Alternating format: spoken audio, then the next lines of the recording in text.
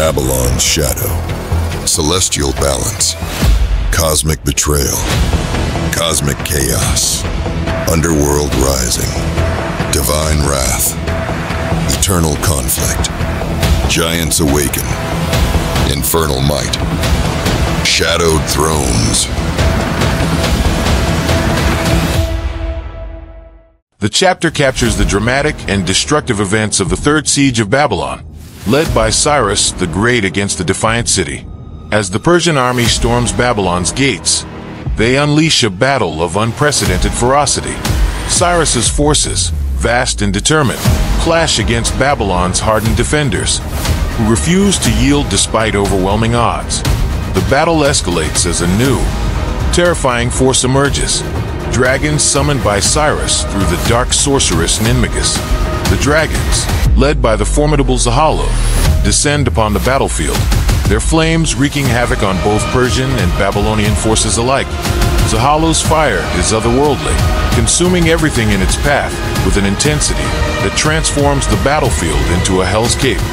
Amid the chaos, Cyrus grows enraged as he watches his own men incinerated by the creatures he sought as allies. Confronting Ninmagus, he realizes the grave cost of his pact with her, but it is too late to undo the devastation. Meanwhile, within the besieged city, the Babylonian hero Ira takes a stand against the dragons. Armed with the legendary Blazefrost celestial sword, Ira unleashes its icy power to counter the dragon's infernal flames. His efforts halt the fire's spread but exact a terrible toll. The freezing winds kill many of Babylon's defenders, turning them into frost-ridden statues. The hero is racked with guilt over the unintended casualties, but continues to wield the sword in defense of his people. The confrontation between Ira and Zahallo becomes the chapter's focal point. Zahallo, driven by grief and rage over the death of his brother Dracra, unleashes his fury on Babylon, convinced his vengeance honors his kin.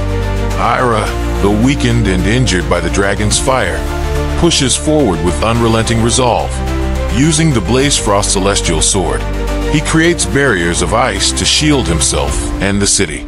However, each strike of the sword drains Ira's strength, exacting a heavy physical and emotional toll.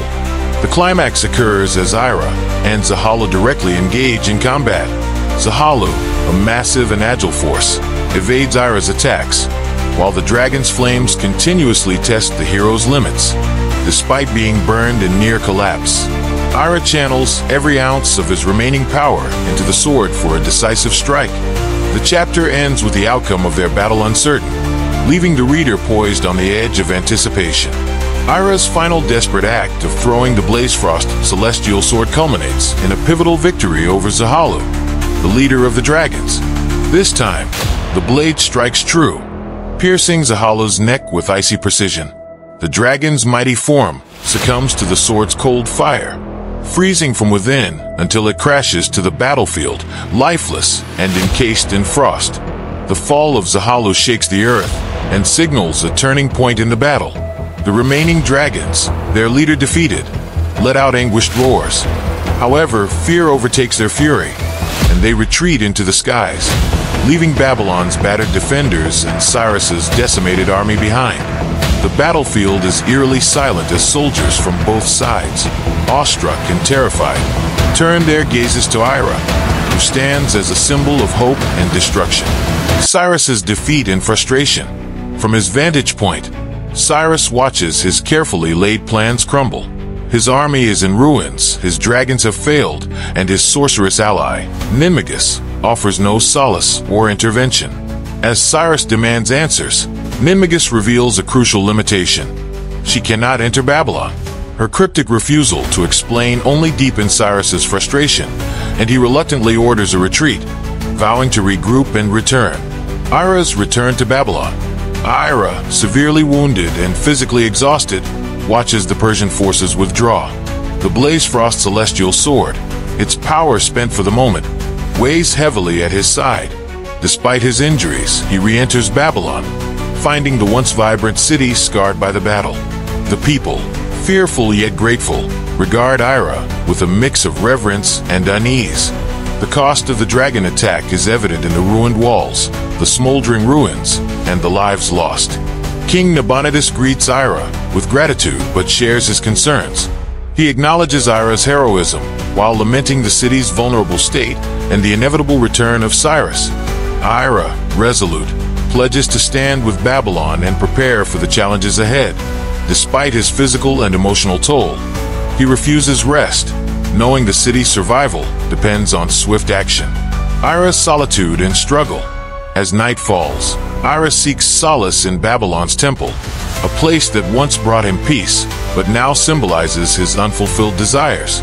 There he encounters Belshaltinana, a priestess he admires deeply but feels unworthy of.